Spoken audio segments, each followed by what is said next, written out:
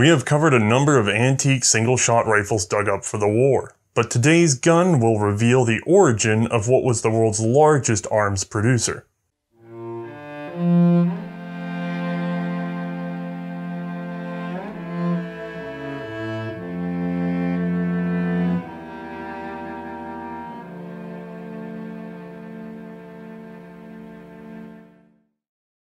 Hi, I'm Matthias, and this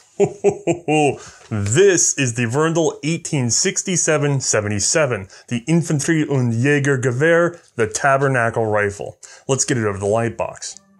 With an overall length of 50 and nearly 1/2 inch and weighing in at 10 pounds, this is a heavy, single-shot black powder rifle that chambers the 11x58mm 1877 Verndl cartridge, and is a mite dated for the Great War.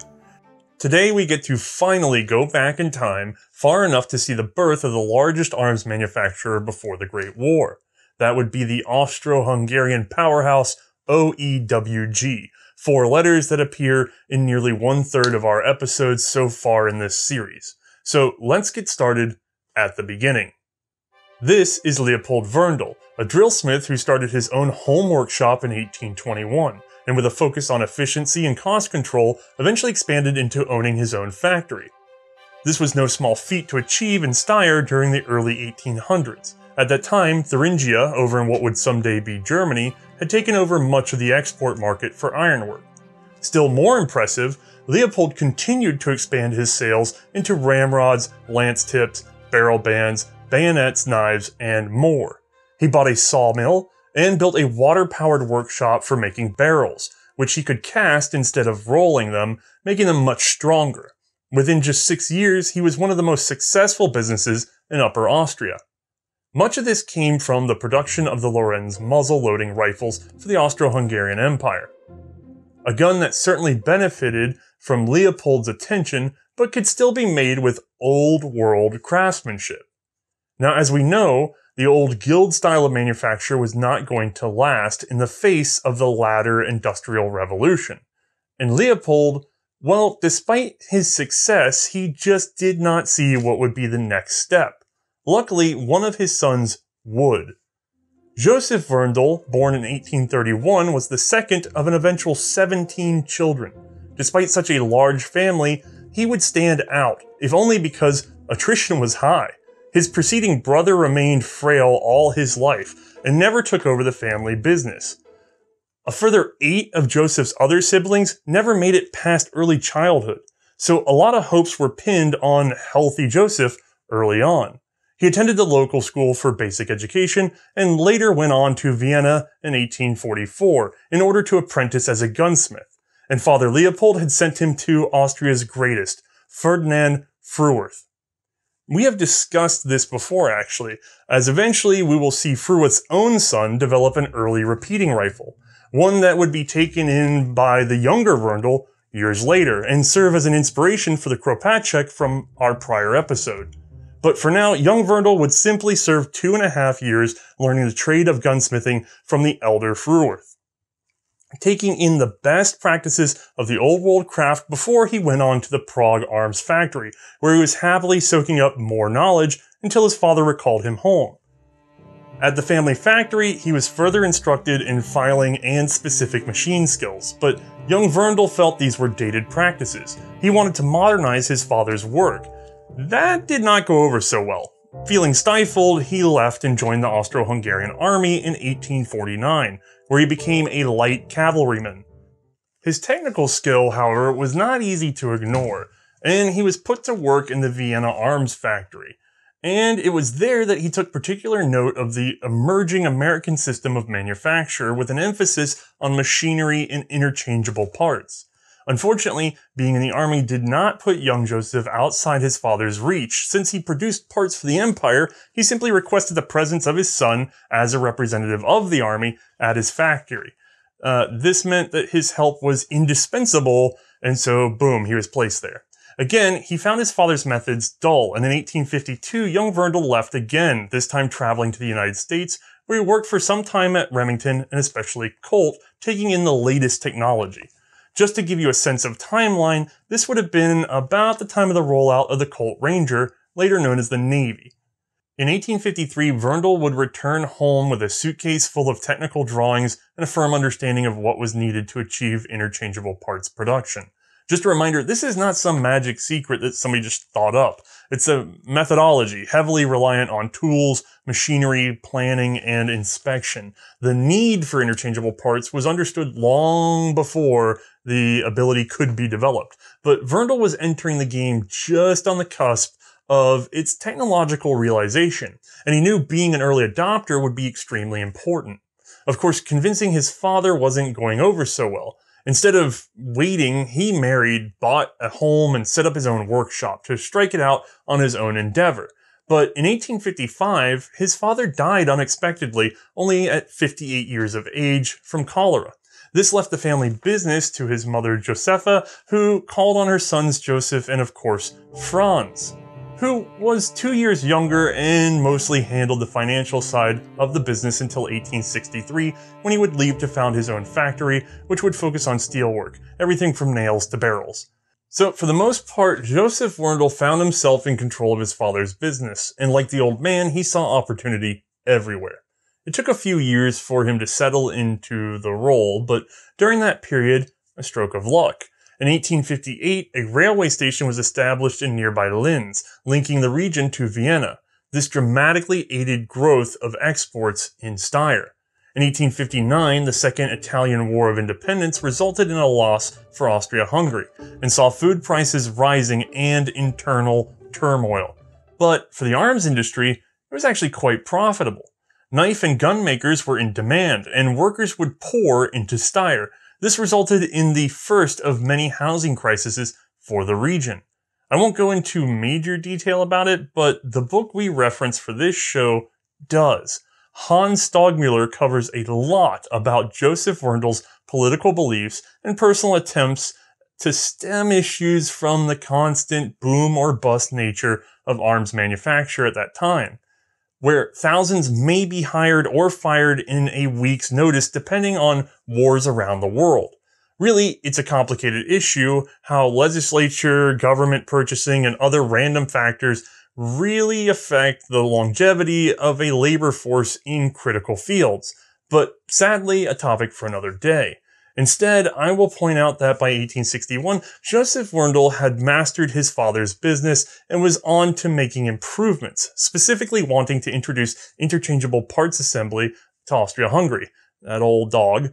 Well, of course, simply manufacturing guns that were designed without this sort of feature in mind, that's no real test. His company would need his own gun, one that would come with the help of one Karl Holub.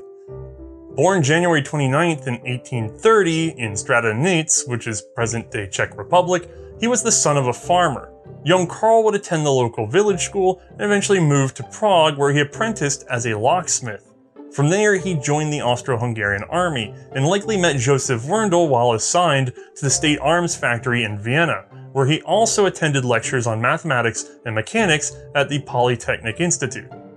He was dismissed from military service in 1857 due to a workplace accident. I'm unsure of the details there. He would move on to Steyr and work at Johann Reitmayer's nail factory until 1861, which is when he joined Verndl Waffenfabrik. His previous experience and likely already friendly relationship with Verndl earned him the job of foreman. That same year would mark the beginning of the US Civil War. This conflict, which no one can ever make a single joke about, would prove to be profitable for arms makers in Europe. And it's said that about this same time either Verndl or Holub, we're not sure who, found literally divine inspiration. While at Mass, one of the pair suddenly took interest in the revolving tabernacle, and was struck that such a system could be put to use on a breech-loading firearm. But just having an idea wasn't enough. Verndl needed a whole gun, highly advanced, rugged, and made with interchangeable parts. That's the key. So in May of 1863, he packed up his bag and his Karl Holub and took both off to the US once again. He took Karl straight to Colt to show him the latest in manufacturing, and the pair would go on to order machinery from Pratt & Whitney. Now, Joseph would return home in late July. He had a business to run, but Karl Holub was left behind to study production technology and manufacturing processes. While still in the US, he worked at night on the Tabernacle rifle, sending updates to Steyr. By this point, however, Verndl was starting to lose money. He had invested his American Civil War profits in American equipment, and while it was certainly still a war on, the sales in Steyr were mysteriously drying up. You see, as a region, they had fallen behind in the iron market and were being beaten in terms of price versus quality by other suppliers in Europe. So much of that once great Verndl factory had to be shuttered and employees laid off. Thankfully, Karl would return home in the late autumn of 1863, ready to get that new rifle up and spooled for production. Despite the recession, Joseph Verndl would gamble it all, sinking personal savings and taking out loans in order to build a new factory for his not even finished gun. This would house his new American equipment and form the heart of his modern rifle production. He just had to get that gun ready and sold before he went bankrupt, and we will see he technically failed. So yeah, Steyr arms makers are going silent, many shuttering permanently, workers are being laid off, and Verndl is spending money investing in new equipment. This investment made Verndl the king of a small hill and allowed him to produce large lots of barrels, bayonets, and other fittings for Vienna. Belgium, Russia, and the Ottoman Empire also requested things from Verndl. Certainly helpful, but not enough to pay down the debt that was still mounting. Hope was forming, though. In April of 1865, Vienna Arsenal would look at the Lindner rifle, a percussion cap breech loader. While the results were not super inspiring, it did lead many to realize the days of the muzzleloader were numbered. So yeah, Verndl is burning his money trying to prepare for the invention and of course subsequent production of a breech-loading rifle. For an empire that wasn't really biting, this is not looking great. His salvation would come, though, from a war with a traditional Austrian ally. Otto von Bismarck, leading the effort to unify Germany, would pick a fight with Denmark and win. In settling the spoils, he reached an impasse with Austria-Hungary and used their quarreling as an excuse for another conflict. The Austro-Prussian War would pump up arms sales, and for a brief period during the fight, money was flowing again. But as you history buffs know, this was known as the 7 Weeks' War, so it did not last too long. Part of the smackdown laid on Austria-Hungary came from the German Drese needle rifle. It hadn't done a lot at long range, but close in, the rapid-fire breech loader was terrifying, allowing smaller, mobile groups of Germans to outmaneuver the Austrians. Additionally, unlike the Lorenz, it could be reloaded and fired in a prone or crouched position, whereas the muzzle loader demanded a standing position. While an overall superior rifle, it wasn't perfect. The Prussians picked their battles carefully and brought in Italy to split the Austro-Hungarian forces. This is what really made for the defeat, one that was very sound and humiliating for the Habsburgs. And while this would result in a number of measures to modernize the army, the one we care about was a sudden and very keen interest in a new breech-loading rifle. That pre-war commission was already looking at two objectives, ones we have seen a lot in this show. Can we convert the Lorenz rifle into breech loaders for cheap? And should we develop a wholly new rifle? Well, they also briefly weighed out whether or not the use of a paper cartridge would be advantageous, but luckily they settled on the then brand new metallic-based cartridge. This is a very smart idea. A series of trials would kick off, but I will save you the usual routine of details. Austro-Hungarian officials were panicked, and so lunged at a new rifle regardless of being able to convert the old stock. So it will be no surprise when I say that they adopted, the Remington. Specifically, the Remington Rolling Block, an 11.5mm rimfire cartridge, was selected in 1866 to pair with this American gun. The license in Austria was held by Eduard A. Paget. We touched on this in a previous episode, and thankfully for Verndl, there was a slow fumble. Remington took a hefty licensing fee, which made the cost pretty high. Paget was taking quite a while to tool up, and apparently did not really appreciate the difficulty of producing a modern breech-loading firearm with interchangeable parts, that key word again. Add on a solid treaty with Prussia, and Austria-Hungary was not as panicked as before, so they slowly reduced their initial 50,000 rifle order down to just 2,000, which were going to be given to a Jaeger battalion for further testing. Heck, I'm not even sure that those 2,000 were ever made. Meanwhile, question number 1 was solved with the Wanzel conversion. This was a simple and inexpensive method that was able to convert tens of thousands of Lorenz muzzle loaders into a 14.5mm rimfire cartridge. Interestingly, Verndl would produce 70,000 of these guns. That really took the pressure off for a moment and gave Austria-Hungary time to think, and the more they looked at the Remington, the more worried they got. Production was not moving, and the cost was very high. Luckily, someone came forward with an alternative. You see, Verndl and Holub had applied for a protection on their rifle finally. I don't have it handy, but this is nice enough. Their rotating breech rear-loading metallic cartridge rifle was a lot cheaper to produce, and they were already tooled up to start the initial production. They also had Archduke Wilhelm's attention. He stood behind the design and took it to Vienna. Not a bad vote to have in your favor. Verndl sent along 3 configurations of the gun with various lengths and features, 2 in rimfire and 1 in the then very cutting-edge centerfire metallic cartridge. The usual extreme tests were performed with endurance, rust, sand. Those of you who watch the show, you know the drill with this sort of thing. And the gun excelled, particularly the centerfire model.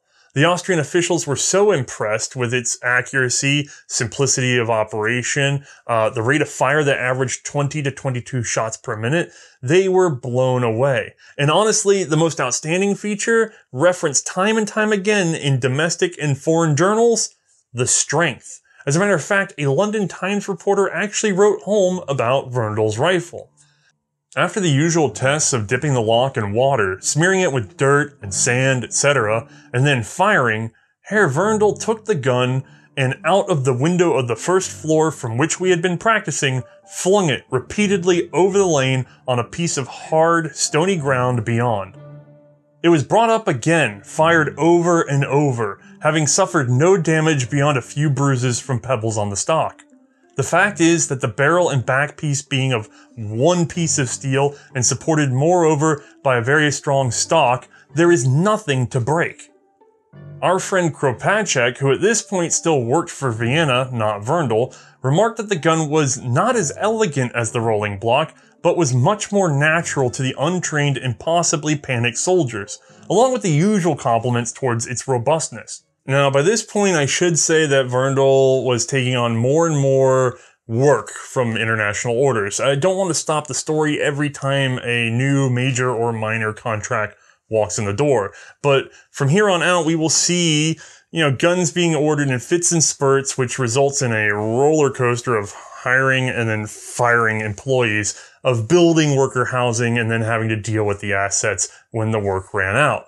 At every other step of the Verndl story, just imagine that you have to keep this giant behemoth moving constantly forward, or it will suffocate under its own weight. Anyway, the Austrian Commission was simply blown away by the Verndl-Holub rifle, mostly just referred to as the Verndl, though, at this point. It would not fail to fire, it would not break. It was dead simple, and the unit cost was very cheap. So it was recommended for adoption in July of 1867. The order would come through for 100,000 rifles in August of 1867 at a price of 29 gulden, 50 Kreuzer each. That's not the guinea pig. Verndl himself was due a 100,000 gulden bonus from the government, but he waived that in order to secure the contract. He even paid Holub 250,000 gulden out of his own pocket. Now, by September, Verndl had 800 workers in his factories, many entering the one just established for this new rifle. But that would not be enough, as he had agreed contractually to a very aggressive rearmament schedule. He was on a calendar, one that he blew twice over. Now, we're finally to this gun, right? We can talk about it. I got it in my hands. It's 1867. It's been adopted. You know what that means on this show? It means it's time to get up close and personal. So we're gonna take a little zoom on in. Now, technically this rifle was updated in 1877, as we'll see in a moment, but no big differences that you can see from the outside until we get to this sight. So let's just go ahead and start there and get it out of the way. This is a standard ladder style sight, and these really would have been originally sighted for, I believe, 1600 Schritt. And in this case, this one's been bulked up because of a conversion to a later cartridge. I'll talk about that in a moment. If I get this guy all the way to the rear, we see very long rifle, side mount bayonet, and, sort of an open top attachment here. We've got a midpoint sling swivel. We're walking down. There's our rear sight, which is fairly far forward on the barrel, but it's so long we still get a good sight radius. As we keep coming back, big old trigger guard, very reinforced tang. I mean, look at this metal reinforcement through the wrist. That's very strong. Look at this lock work coming through the wrist, although this is only adding so much rigidity because it doesn't go all the way through. But still a very deep tang at the back of the action. This is a very robust wrist and very thick, by the way. This is a huge gun even for my meaty mitts. So walking back, rear sling swivel, metal butt plate. You guys get the idea, pretty standard rifle stuff. What's exciting is here because this thing looks like a mix of old and new. I mean, we have an external hammer and lock assembly, and we'll get a look inside here in a moment, but this thing comes off and it's just like the old flintlocks. I mean, there's not a huge difference in terms of modern technology. But the exciting part, right here, the tabernacle. So what we can do is make sure we're in frame, and we're gonna flick that open. That's very positive, by the way. So let me get my own hand out of the way. This is gonna be a bit tricky. Listen to that. Flick, flick. There's a positive click, and what that is coming from is actually this flat-sided dowel, and this component here is actually a spring. I'm gonna see if I can get it where you can see it. So you go over center, and then boom, pops down, over center, so we're at that precarious squeaky bit, and then as we get over, click, that spring locks us into the open or closed position. Very positive snap in either place, so the gun stays locked when it's locked. That way we don't have any problems with, explosions in our face. And then when we want to load it, there's no flapping around when we're trying to get a cartridge in there so that it gets pinched. And sure enough, you do load this by just tossing your cartridge all the way into that hole, thumbing it forward, and then closing the action. Then we pull the trigger, and, oh, actually, I shouldn't say we pull the trigger. At this point, we're in half cock. That's for loading. We'd go to full cock. There we go. And then we're able to pull the trigger. I'm gonna let this down easy. Boom, that strikes the firing pin, that strikes the cartridge, and then we get our shot. Once we've fired the gun, you'll note you can't open the action. The hammer actually serves to seal it up even further. There's gonna be no problems here until we go to a half cock position. At the half cock position, we can open the action, and you may be able to see down in there. You know what? Let's see. Right up on this left side. Hold on, guys. I'm fighting the cat. There we go. There we go. You can probably see it just there. Let me make sure she's in frame. This little bit of metal right in here. If I thumb this over, you should see it popping out. That is our extractor and essentially ejector. See if I can get my big mitt out of the way. See it wiggling in there? So that guy does both things. It pulls that cartridge straight out and then kicks it down this way. Give her a little pop back and she'll come flying right out of your way. You can throw your next one in there. So very simple system. I mean, think of the manual arms on this. We open her up, throw one in, close it, full cock, fire. She's locked up shut. You can't accidentally play with her.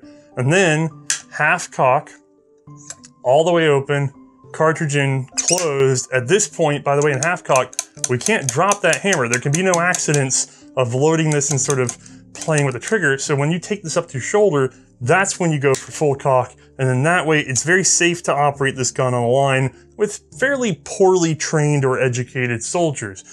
Fairly idiot-proof, if a little bit slow. Very cool idea, though.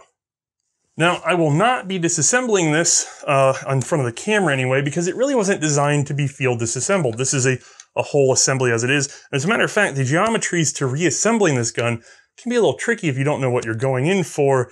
I think that's better discussion served by, say, Mark or somebody else. But realistically, we will get a look inside in just a moment. But first, let's talk about accessories. Bayonets. The initial Yataghan style would be the same as developed for the Remington rolling block, with a blade length of nearly 23 inches. In 1870, a lightened version was introduced, same general size but hollow ground to reduce weight.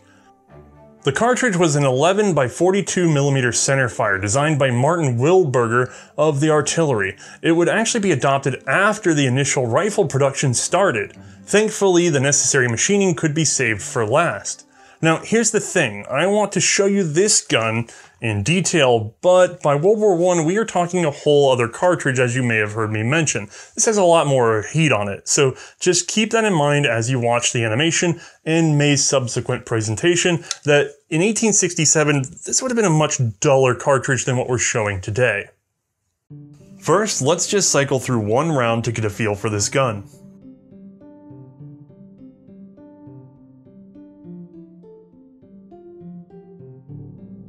The lock is just a simple cylinder which houses the firing pin. The hammer must be cocked manually, first to the half cock position to open the action, and then, after loading around, to the full cock position. In this 1867 version, the hammer spring also serves as the trigger spring, making for a very heavy pull-through.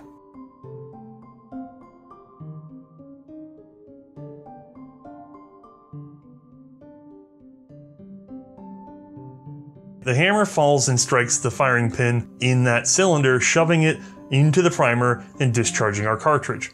We then go to half cock, allowing the pin to spring back, and we open the cylinder, which has a camming surface that engages the practically wraparound extractor.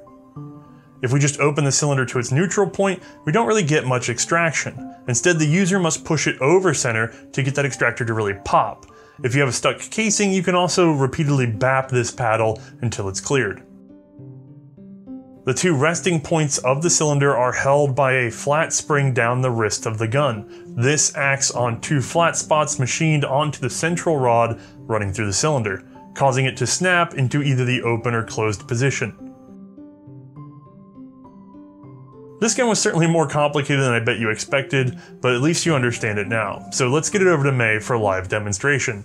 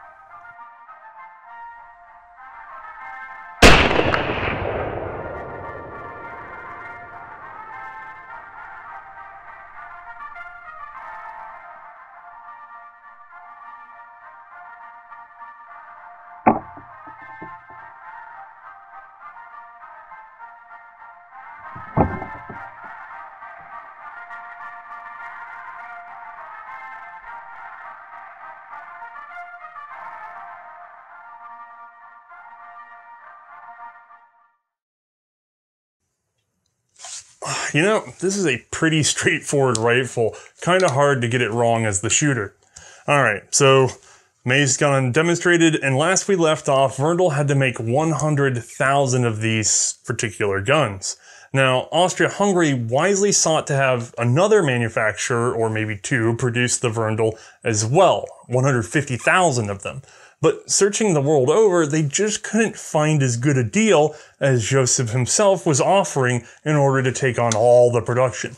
He would reduce his prices eventually down to 27 florin 33 cruiser per gun, and took the additional 150,000, making for 250,000 total pieces. Again, he swore to an aggressive schedule. The expansion would be costly, however, and he requested an advance of 700,000 florin. Now, the long rifle here, well, that was meant to satisfy both the infantry and the Jaegers. Those are the light infantry we've talked about before. But there were other units in need of specialized, shortened carbines. The first was for the cavalry, so no bayonet, and a sling swivel at the front of the trigger guard. These were actually offset a little to the inside to help with carrying up on the back. And then we have the extra core, the usual short rifle for anyone who is not frontline infantry, Jaeger, or cavalry. You can spot one by that rear sling swivel attached under the butt instead of at the trigger guard. These guns still had no bayonet lug, but instead were paired with a simple socket-style poker. This remained unchanged through subsequent models. Something wildly interesting about these carbines, they were not chambered for the same rifle ammunition. Instead, they were fitted with a bullet that was exactly the same, but a milder charge and smaller case. That makes this an 11 by 36 millimeter straight wall centerfire cartridge. These lighter loads were meant for shorter ranges and easier handling. And they were also part of an effort to put cavalry onto a single round. You see, the Verndl was not just going to be marketed to being the Empire's rifle and carbine, it was going to be their pistol as well. We will talk more about that and what overtook it in trials another day, but it does mean that Austria-Hungary for a time had a combination carbine and pistol cartridge. This is something that we actually usually see in the American West. Anyway, 25,000 shortened guns, cavalry, and extra corps were ordered from Ferdinand Fruworth, which would mean Verndl would not be the sole manufacturer. Well, until he bought them out in 1872. This man is the Ludwig Löwe of Austria, everybody. Now, Verndl is on the hook for 250,000 rifles, and he has deadlines to make. So he bulks up the company, buying new factories and hiring scores of workers, swelling to 12,000 total.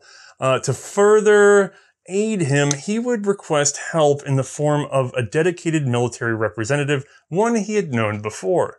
That's Otto Schönauer, who, like Kropatschek, would also later come to work for Verndl, and we have seen in a previous episode. Okay, nice bit of aid there, but believe it or not, we are still not done adding rifles. The Hungarian government would request that Verndl produce 72,000 more, this time for the Honved, on the condition that he set up a factory in Budapest, which he did. This would actually operate at a net loss over a few short years before it was shuttered. The Hungarian government would lease the property for barracks afterwards, and eventually they bought it outright. At that point, they converted it back into a factory, buying tooling from Ludwig Löwe in order to produce the Mannlicher 1888. Returning to 1869, however, Verndl had finally bit off more than he could chew. Despite the contracts and the employees and the advances, he had spent everything, and the bank was not happy about missed payments. It was all threatening to come crashing down, and at this point, he did the only thing he really could do. He sold the company. Well, sorta. He set up a publicly traded company with 6 million gulden in capital, and then divided it into 30,000 shares. Verndl would keep 13,500 of those for himself. And so Joseph and Franz Verndl and Company, Waffenfabrik and Saga Mule, that would become Österreichische Waffenfabrik Gesellschaft in August of 1869, bought up for the price of 5.2 million gulden. Joseph Verndl would become the general manager and Karl Holub the director. Let us put some perspective on this, by the way.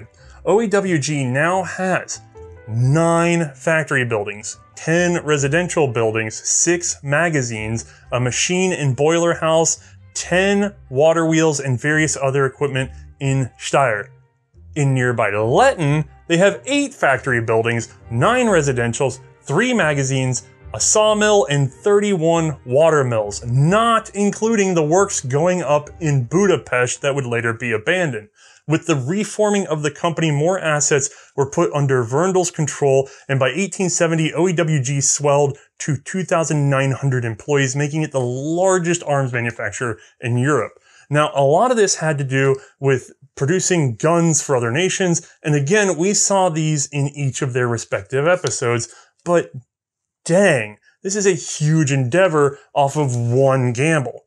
So those initial 250,000 Verndl rifles, they were wrapped up in June of 1870, several months late, but thankfully the government understood some of the unavoidable delays, like waiting on American deliveries, various worker strikes, and, one of the factories burning out and having to be rebuilt.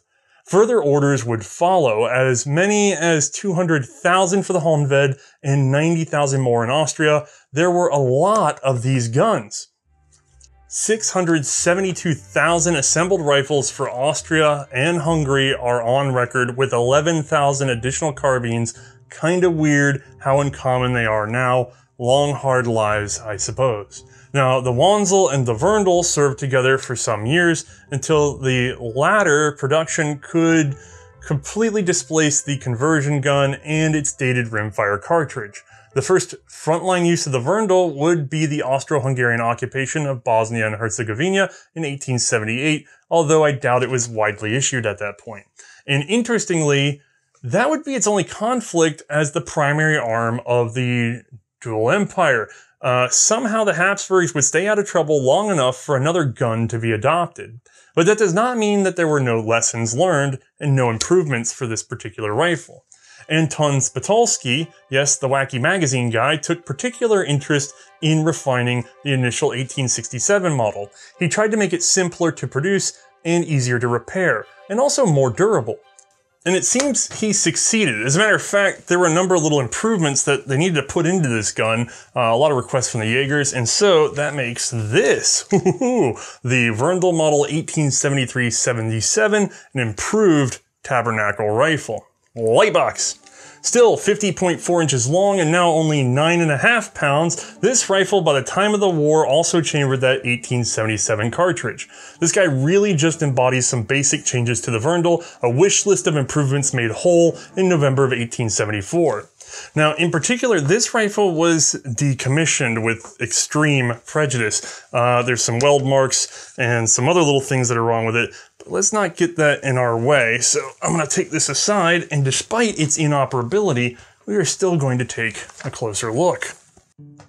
Alright, some pretty glaring differences right away, but let's go for the little stuff first. So, all the way at the front of this thing, by the way, there was a cleaning and clearing rod for the other gun. This is very similar, it's just that this one happens to still be here. We would have seen it on the previous one if it was complete. Same side mount bayonet lug, but look at this. We have a totally different attachment for that front barrel band. This is much more modern. We've got our nice spring steel here. This is looking pretty good. They must have had some problems. Walker back, usual midpoint barrel band with sling. Walker back, same lower barrel band, and same general rear sight. These will be adjusted depending on the cartridge. Now, as I get back here, we start to see a pretty major difference in terms of the appearance. We got this little guy right here, and May's probably going to be very happy about that because that's so that we can get in here and pull this right into our shoulder, get some good control, as if we had a semi-pistol grip stock, but we don't have to blow all that effort of picking out the better grained wood and doing all the shaping. We can just bolt this sucker on. And also, it's still adding that nice rigidity all the way through the system. This most likely came at the request of the Jaegers because they really missed this little feature from prior guns. Now, if I walk back again, same rear sling swivel, same general butt plate, and let's just get her back to center. This is a heavy boy. Now, the overall action is the same, okay? I'm in half cock, I open her up, I put it in a cartridge, I close her up, I go to full cock, which is very sticky on this gun, so she's in bad shape. Oop, hold on. There we go, this guy needs some work. So then we fire, and then she comes apart because, as I said, this thing is in very poor shape. This is not even the correct screw, so please forgive any little problems with this gun. It is here as a representative of its class. It is not going to obviously make it to the range. As a matter of fact, I gotta hold that shut just so I can do that. Okay, so let's get back into frame. As funny as that was, that is a serious issue. Mark would be very pleased to see this thing. So, You may notice that the big differences are we now have an internally set hammer. This takes it off the side, less likely to snag and take damage, moves it into the center line of the gun a little bit more. Nice and shrouded, same general operation, a little bit more modern, although we're still using an external hammer on a rifle like this. Now, at the rear, you're gonna see that whole spring assembly is gone. Remember that flat spring that was back here? Instead, this guy's plugged in. Now, I unfortunately do not have the ability to get this out very quickly, and it's really boring on camera, so I went ahead and disassembled it and took some photos for you. I'll prompt those now. But basically what we've got is a central rod with the flats cut into it that then goes into the actual cylinder, and then there's a plunger and spring in the cylinder that interact with that and cause it to click into its various places. Much more compact, and I assure you it is way easier to get in and out of this gun in that particular configuration. And by the way, while we're playing with pictures, they also improved the trigger ever so slightly. If you look at this 1867 and this 1873 side plate, you're gonna see that there's an additional spring specifically for the trigger so that you're not pulling against the incredibly heavy main spring when firing. Now, coming back to our video, we're gonna see we have these big side plates, lots of extra metal on here to really reinforce the action, and this may be because they were considering a stronger cartridge. That option doesn't come for a few more years though. Overall, much more modern in presentation, but still, you know, this is a Verndl, right? You're not gonna have, if you're a soldier, you'd almost never notice the difference between the two guns. As a matter of fact, here, let me just go ahead and show you. You'd probably never notice the difference. I mean, operationally, exactly the same. It's just that the way it functions is entirely different in terms of that spring position and also just some general reinforcement of the action. Oh, now, while I have these guys, because it's so hard to show in the close-up, take a look very carefully. Let me get them closer to my face so it puts you in the depth of field. The rear sight is a little bit close to the shooter's eye, so they're trying to get an improved sight radius on this gun, and pretty hard to tell from there. Let me get you back in. The improved, these guys are heavy and long, and I'm on my own in here. There we go. The improved tang, so this is the old tang. Look how thin they managed to get this wrist now. So all that thickness can go away because we no longer have to bed all of this and have the extra thickness of wood here. We can just have solid wood all the way through with the metal reinforcement underneath. Very good, you know, simple but direct upgrades to this particular gun. Fantastic, really. All right, so let me make some room here. Now, I mentioned the fact that this was probably designed for an improved cartridge with all this extra reinforcement. That's because there was a big push for, you know, a more powerful cartridge from Verndl, one that would reach out a bit further and require modification of the design just a teeny tiny bit. This idea, however, was rejected, and instead, the 1873 stayed with the original 1867 load, although it appears they did switch from tomback to brass cases and reinforce the base of that case a little to improve the extraction and more reliable primers. Now, new rifle means new bayonet, shorter at 18.6 inches and with a push button. At the same time, all previous bayonets were ordered to be shortened 4 inches to conform to the new pattern. Again, a carbine and extra core Gewehr would be produced, with the same sling differences. These embodied all the same improvements of the action, a very slight uptick in the cartridge power, as the handguns by this time had taken an entirely distinct path. Now, I know what you guys are thinking.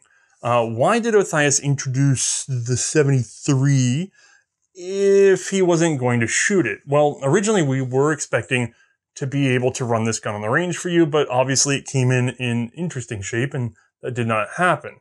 So instead, I'm gonna have to just set it down and point out that we do have this, the Verndl 1873-77 Extra Core Gewehr. Now only 39.5 inch long and weighing in at 7.3 pounds, this is a much handier shoulder arm. It chambers the smaller 11 by 36 millimeter carbine cartridge.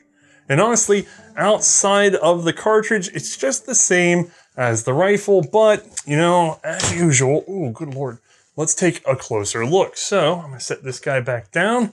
We're gonna put this one where you can see it. So, if any of you are truly eagle-eyed, I'll point out that these components back here actually came straight off the 73 long rifle. Actually, the other way around. That 73 came in missing parts, and we wanted to be able to show it to you, so we borrowed some off the carbine. That is how interchangeable these are. You could just take parts off of this and put it on the long rifle, even though the chambering is different. This is the Verndl method, being able to produce one thing over and over and over again. All right, so let's take a look. With that in mind, obviously, it's going to be just the same as the 73. I mean, identical through here until we get into that smaller chamber and shorter barrel and overall length. We've got our sling swivel up front dangling, and we would have had a cleaning/clearing rod in a channel under here. That's just absent on this particular example. As I walk back, we have a shorter rear sight that would have originally been for all of 600 Schritt, although with the upgraded cartridge, this one's been bumped up. More on that in a moment. And as I get her back, same internal hammer, same everything else, except if we look under here at our trigger guard, it's got a little hole right there, right? Now, they produced the same trigger guard for all the carbines and just did not use this hole unless it was a cavalry model, at which point, at that final step of assembly, they would just go ahead and boop, put a sling swivel in there if it was cavalry, or if not, they would go ahead and inlet the rear of the stock, like on this one, and put in this loop back here. That means that this was an extra core Gewehr. All right, so with all that covered, I think it's safe to get this little guy over to May.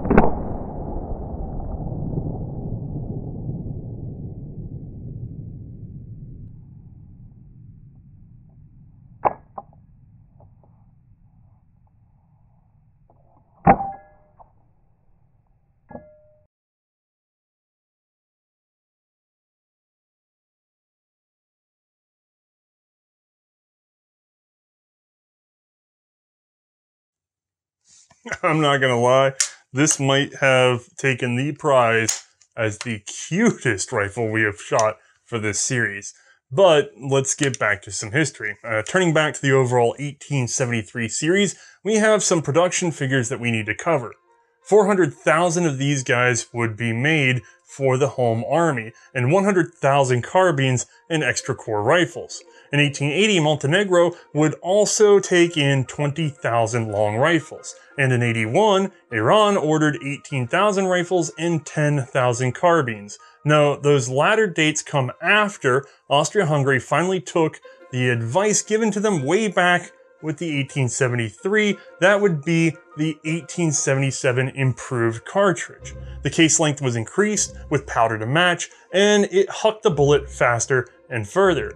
This is what we have been shooting for the whole episode. This new ammo would require some modification of the rifles, however, nothing too extreme. They just needed to remount the chamber, give it a bit of O-give to allow the cartridge to fit, and also modify the shape of, well, this tray.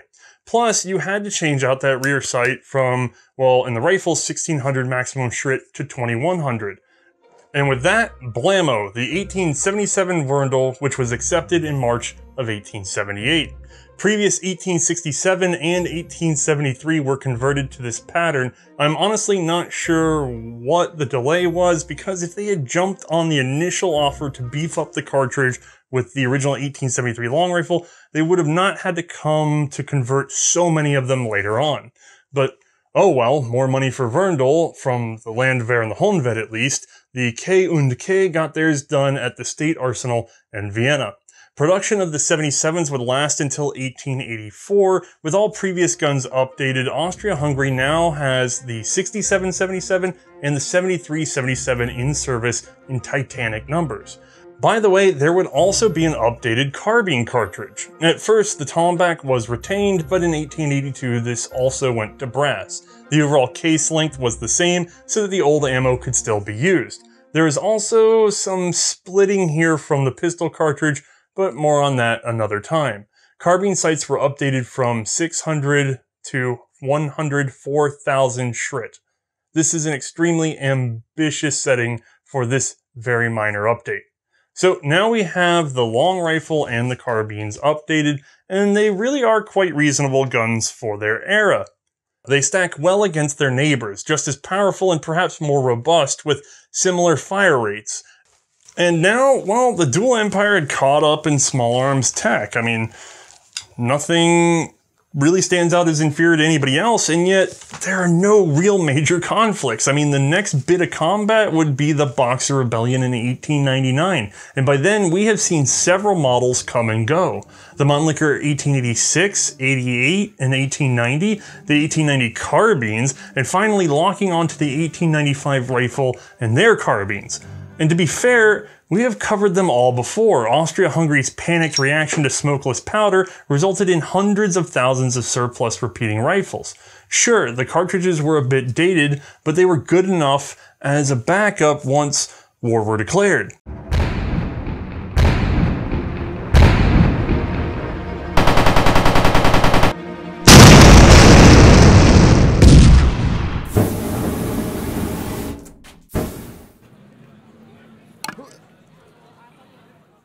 All right, let me put these guys aside because, well, that 73 is loose, and this carbine really wasn't all that present, as we'll see in a moment. All right, let's get this guy out, the 67. These are in a lot of the photos.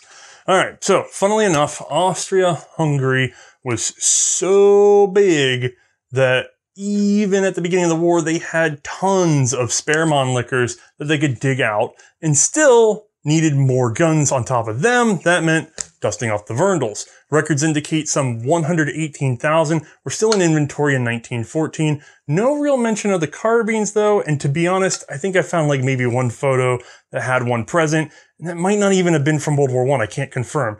I kind of doubt they were fielded. Rifles though, well, they were worth digging up. The Mannlicher 1886, also still in large reserves, used the same ammunition, so it wasn't a huge bother to leave both in rear-line service. They mostly stayed with the Landstrom. These were reserves made up of men aged 34 to 55, and they should have been kept from direct combat, but the radical changes along the Austrian fronts and desperate need of men and equipment pushed them right up to the front line relatively often. And from photos, we can see the rifles came with.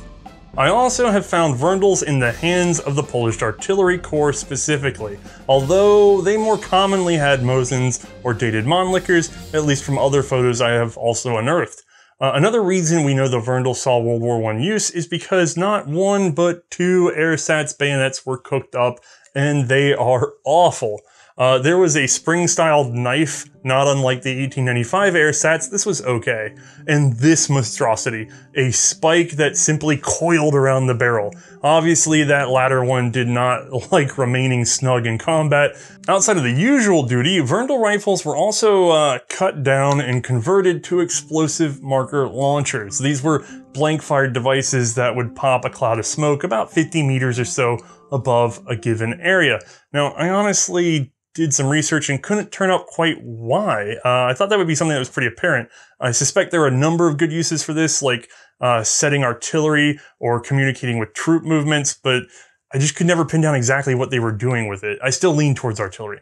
So yeah, that is about it. Another old black powder rifle drug into the first truly modern war. And we have seen this before, the French with the Remington rolling block, or the Gras 74, the Italian Vetterli 7087, or the Germans dragging out the Mauser 1871s. Always in limited, desperate use, but also freeing up more modern rifles for common duty. At least in the case of the Verndl, it really did get caught up in the front on occasion. And while that's a testament to its durability, I'm not sure I would be very happy if I was issued one of these things at the front. Turning back to the inventors, Joseph Verndl did not have the easiest personal life. His wife would suffer from what was then known as mental derangement before passing in 1878.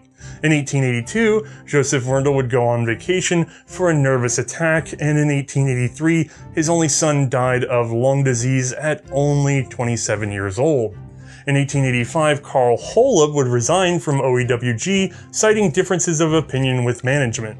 This may have come from the fact that he was a conservative man and Verndl was a social liberal who still managed to avoid unnecessary pay raises though. Carl would stay on in Steyr, serving in various civil service positions until his death in 1903. Despite losing his immediate family and good friend, Joseph Verndl kept working. Over his life, he had earned high honors from Prussia, Italy, Romania, Iran, and Portugal. And at home, he was awarded the Order of the Iron Crown, 3rd class. This actually had an option to apply for knighthood, receiving a tax exemption and changing his name into a formal titled name.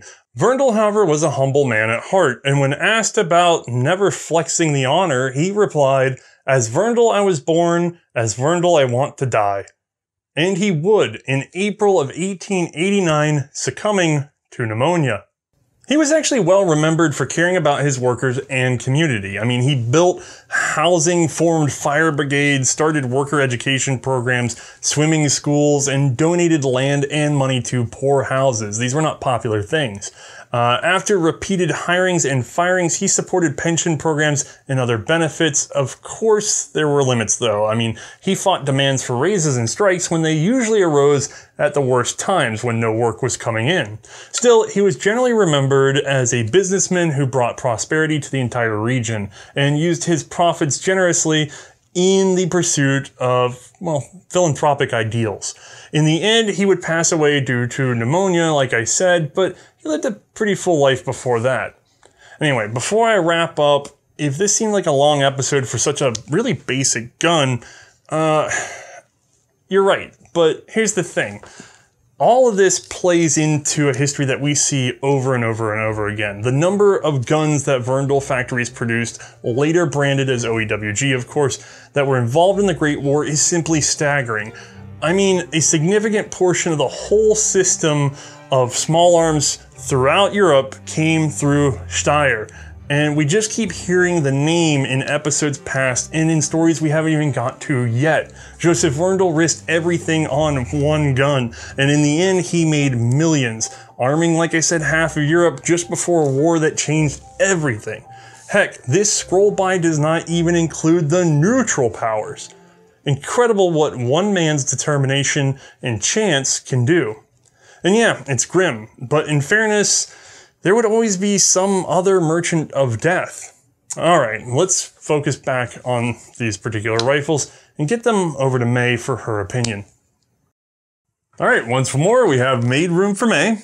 And, we film these in sets, so we just talked about a very modern machine gun, and now we were talking about a very ancient rifle. So let me put this in your hands, because I don't know if we could talk about any two radically different things being fielded in one war as that. So we have the Verndl, a single-shot black powder Austrian rifle, and in a lot of ways, being a single-shot metallic cartridge, it's still dated. Like, it really does have the appearance of a percussion cap rifle. So I can't wait to get your opinion on the ergonomics of this particular gun. Yeah, for reals, guys. This feels and looks absolutely dated. Let's get into it. So it is incredibly heavy. The balance point, however, not too bad. It actually isn't too far off from under the sights. Unfortunately, the stock is very short here in terms of like it's not very deep. So when I'm wrapping my hand around it, I naturally almost want to wrap around to grab metal. So just bear that in mind when you're shooting that one. Make sure you hold it in tight and just keep your fingers wrapped around down that towards the bottom.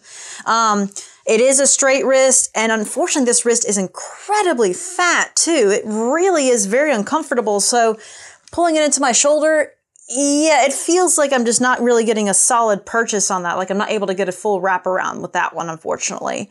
The action, you know, I'll get into the shooting part of it because that's kind of with loading and unloading that I'm going to get more into detail, but it wants to flip over just fine. It's just there are some issues with retraction that I am going to get into a little bit later.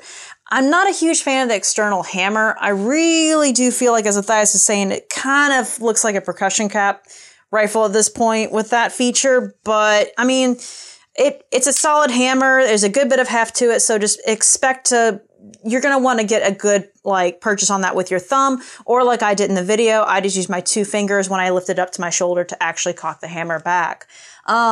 But yeah, ergonomics wise, it feels like I've got a super dated piece compared to everything else I've shot in this series. This looks the most dated. Yeah, I'm not gonna lie, it looks like you hunted Napoleon with that thing.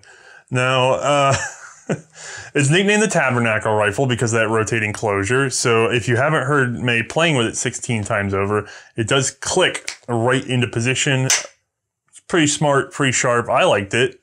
I don't know that I want to fight with it, but it's fun. It's really fun to play with. Like, it's like a revolver. You're just like, ooh, click, click, click. It's absolutely fun to play with. But the problem is that you get one shot at a time. You got to make that shot count. So let's talk about shooting. So you have to load, ready, and fire this rifle. That's a very unique setup. Do you want to walk us through that? Absolutely. So in order to load this gun, like I said, it is single loaded. You do have to flip the action open, thumb the cartridge in. And by the way, folks, this can't be hammered down. The hammer has to be cocked, or you actually do have the ability to do this at full cock as well. I just recommend doing it at half cock. That just feels safer and better to me.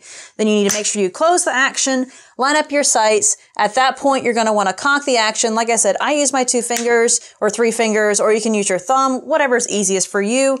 And unfortunately, these sights on this gun are extremely wide, but they are not tall. They are insanely tiny, which is a really unfortunate thing. And then look how far forward they are. They could have honestly dropped these sights further back just to give me a little more sight radius, but nope, that's not going to happen. That's definitely going to happen. But more on this particular gun.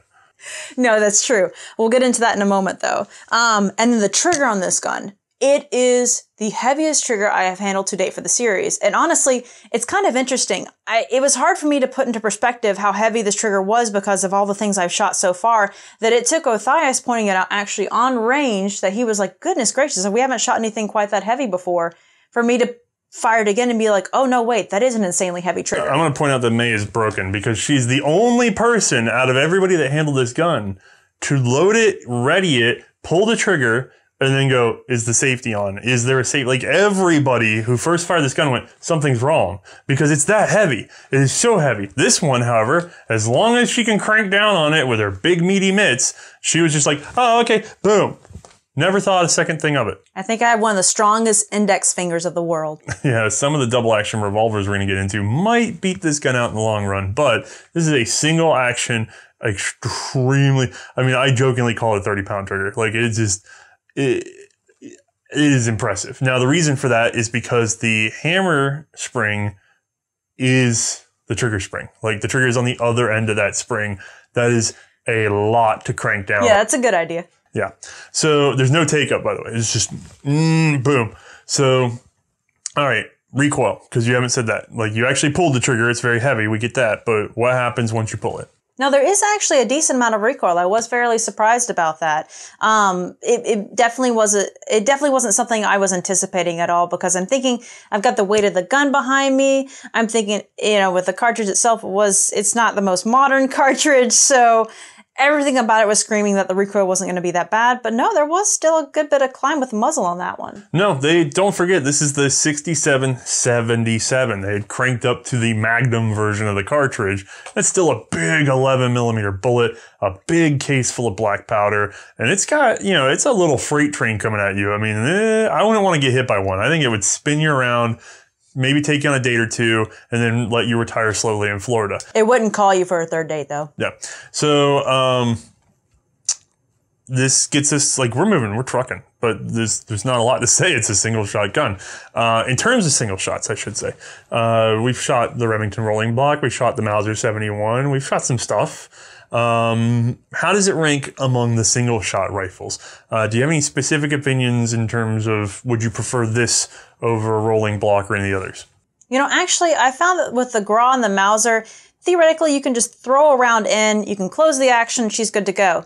With this one, unfortunately, you have to thumb it all the way in. And it's not like with the Remington Rolling Block where I could like put it partially in, close her up, and she's good to go. No, you actually got to push it all the way up, make sure the rim is fully seated in there, and then close the action. And if you do not push it all the way in, by golly, folks, it will not close. Yeah, it is. I found it to be very slow. Like, I know people were impressed because it wasn't a muzzle loader at the time, but having looked at the Rolling Block, I agree with you. It's like, you know, the Rolling Block seems weird to me overall because there's no tray. You have to actually aim at the hole, so there's a little bit of fine manipulation, right? So when we look at like the Mauser 71, you just bolt it open and you just throw it in a tray. And then you close the tray. Or close the bolt across the tray and it picks it up. That's the easiest possible way that we've seen so far. And I always thought the Rolling Block was a little awkward because I had to aim it and put it in there and get it most of the way in there before I flip up the lever. But then I came across this thing where you have to like throw it in there's kind of a tray, but then it helps you a little bit. It like guides you to the hole, but your thumb still has to go all the way forward, all the way, and then you get to rotate it across. I found that to be a little weird. But, and it does take some time. Like it's definitely not a speedy gun. Yeah. All right. So all that said, I'm going to assume that you're going to give this high praise in World War I as a weapon of combat in that particular conflict. It would stand toe to toe with everything else you've seen so far. Correct? Yeah. You know, I think this goes over the Vickers gun and everything else. Like I feel like that's really up there. No, folks, come on, seriously. This can't possibly get a yes because this is probably, I mean, I haven't timed it and I guess someone's going to go back and time it and then totally tell me, haha, you were wrong. But I'm fairly certain this is the slowest loader out of all the guns we have shot so far to date. So, well, aside from the Reichs revolver, I guess we're one, like, putting the revolvers aside. I feel like the Reichs revolver is faster than this thing. Yeah, God, it just might be. But yeah, no, putting all that aside, this is definitely not something I want to take into battle. Yeah, and by the way, a lot of that time on camera, you may notice, didn't come up just from the loading slow. Because you got kind of fast at that. You get a rhythm. But you spend a lot of time on target because it's just the heft of that trigger. So trying to make sure that you actually hit what you're aiming at while fighting that big, heavy, single-stage trigger, it was pretty wild. And then I'm not sure if it was this particular piece or all of them in general, but the extraction on this one was not the best. So in case you noticed, there were a few times where I definitely had to slam this action open and pop it a few times just to definitely make sure it ejected that cartridge out. So yeah, that's another reason why I wish we had gotten to actually shoot this guy who's sadly broken and missing some pieces. But this is the 73-77. This has a reinforced receiver and some other fine features. Does anything about this gun, I know you didn't get to shoot it, but let me hand it to you. Does anything about that gun actually stand out? Let me set this down as a real improvement. You know, already it's definitely a higher gun ranking for me because it's got a thinner wrist, it's got a semi-pistol grip now in metal, which is fantastic. So I'm really able to seat this into my shoulder well. It's perfect. The sights are pulled further back, extending my sight radius, which is fantastic. And the side here, it definitely feels more modern in that the hammer's now internal instead of external, so I'm not really having to worry about it snagging or on anything. Let's call that recessed, because it's still out there. It's just not... It's out here, but like it's definitely not going to catch on my clothing very easily. I agree with you, though. It's just so much easier to control because you can thumb over this. Even with my big hands, I could not thumb over the other one. It's too awkward, and what they've done is they've definitely dialed it back down in, giving you a little comb, and you can get down in there and actually hold the gun. You can pull the gun in with the finger, and now your sights are much closer to your eye. I feel like this is a much easier gun to use. These are little things that make a big performance improvement. So when people laugh because we always say, oh, this is straight wrist or this is that, it matters. It matters a lot. Like they did, these are big changes, little changes with a big sort of consequence in terms of combat and speed. So we did not get to shoot this though. So I'm going to set it aside. I know that's a disappointment for everybody, but we did get to shoot its little brother because this is a 77 extra core Gewehr, which in our eyes is a carbine. It's very small. So cute. But this has all the improvements of the other gun. It has the recessed hammer, and then most importantly, as May will probably tell you, this has a trigger upgrade. So before you comment on this as a carbine, what can you tell us about using the 73 action, regardless of the recoil or cartridge differences? Is the 73 action a little bit better? Yeah, honestly, it is almost exactly the same, but that trigger is way better. It's way lighter. You can tell the difference on that. It is absolutely beautiful. The recoil on it, it's definitely an improvement too, though, but that's because of different cartridge. Yeah, so this is the carbine. It uses what was going to be a handgun and carbine cartridge. That got passed over to a certain revolver that we're going to talk about in some very, upcoming episode. But where are we at in terms of this being a carbine? Is it an improvement over the rifle to you in any way? It is an improvement in terms of the maneuverability and in terms of the action. Like I said, with that trigger, that's just absolutely beautiful. Other than that, unfortunately, the sights on the carbine are a little bit smaller, and somehow they are still not any taller. They are still very tiny. So, yeah, there's still some definite improvements here, but unfortunately, these aren't improvements worthy of taking it into battle simply because I still got the slow loading that I have with the rifle.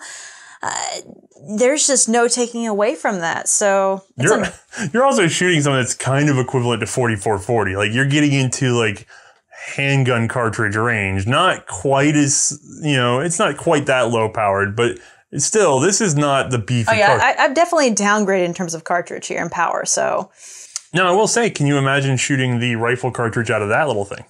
Honestly, that would be hilarious, but the recoil on that would be insane. Yeah, I like this concept, by the way. It's one of those things where people say that there's no new ideas under the sun. You talk about the M1 carbine where the U.S. sort of radically stepped away from having the 30-06 cartridge, and they said, look, let's make a carbine that does not use the same rifle cartridge. Well, Austria-Hungary already did that back in 1867.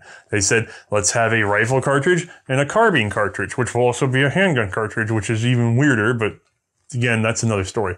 So I think it's fascinating. I haven't been able to find any real evidence of these being in the war, so I guess you really don't have to answer that question, even though you already did, which is that, nah, this is not going to be something that you'd want to carry around. It's just not something that I could see defending myself with, considering I've got to slowly load one round at a time. Okay. And it's a pistol cartridge, practically, so. I have a challenge. If you had to pick, if you were going to get into a fight, and you had to choose between these two, would you go with trying to lug this thing around and still having the range and the power, or would you just try to be maneuverable and get away with it with that little guy? Maneuverable and get away with this little guy, simply because I feel like that's maneuverability for the war was definitely a higher, that was something that was more important for me, I would think. I would almost choose the carbine on the basis that the noise that this thing makes is outstanding even on a battlefield. Yeah. I would definitely agree. Beautiful, though. I love shooting this gun.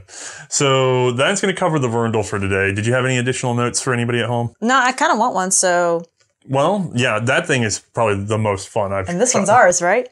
We did find that one. I found that one at a gun show, so we lucked out for once. So yes, we'll get you some ammo loaded. And for once your dream is true, you can actually go shoot the gun on the range. Now, how about a Vickers? No, we don't own that. Okay. So, thank you everyone for tuning in, and we'll see you next time. Bye, guys.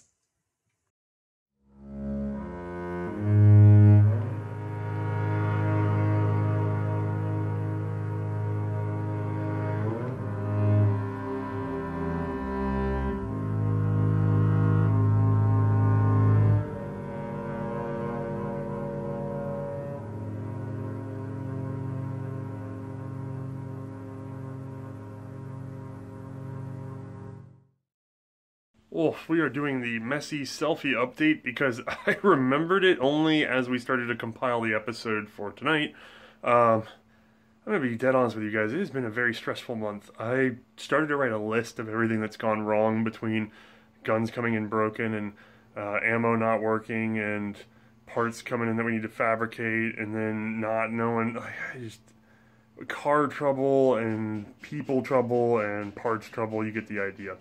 And it's just in a big circle. Like every time I get one thing, the next one comes up. But the big one that a lot of you may be aware of is that there's some drama with Patreon. Some people would like to no longer use the service. I understand that. If you are a patron supporter of ours and you would like to stop using Patreon, that's obviously your call. I do not currently have an alternative. We did try Subscribestar. They are currently not processing payments. So, it's a mess. If you are willing to stick it out, please do though, because we just blew through every bit of leftover funding and took on another financial risk by having May come over full time so that we could knock out a super secret project for January that should release in February. Apparently, when I decide to play my Hail Mary, that's when everything has to come undone. But we'll get there. So I'm sorry this is so scattered, but I'm going to turn this off, plug in my phone, throw it on there, compile it, and then immediately start doing 6 other things. So wish me luck. All right, bye.